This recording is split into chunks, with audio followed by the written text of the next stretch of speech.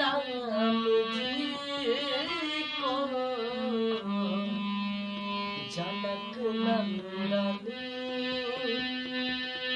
बाग में उखड़ के खड़ी रह गई। राम देखे सिया और सिया राम को चारों अखिया लड़ी की लड़ी रह गई। देख कर राम जी को जनक नंदन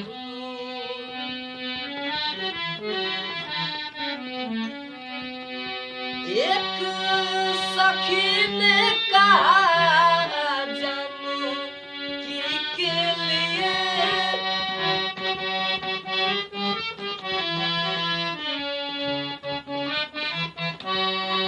रच दिया विधाता ने जोड़ी सुघर रच दिया है विधाता ने जोड़ी सुघर और धनुष कैसे तोड़ेंगे कोमल कुंवर और धनुष कैसे तोड़ेंगे कोमल कुंवर। मन में शंका पड़ी कि पड़ी रह गई। देख कर राम जी को जनक नंदन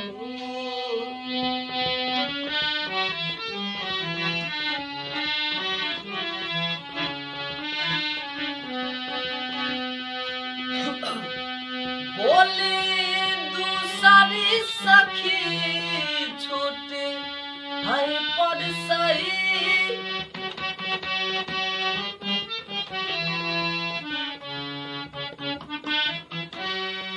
और चमत्कार का तू नहीं जानती। और चमत्कार का तू नहीं जानती। एक ही बाण में तारू का राक्षसी। एक ही बाण में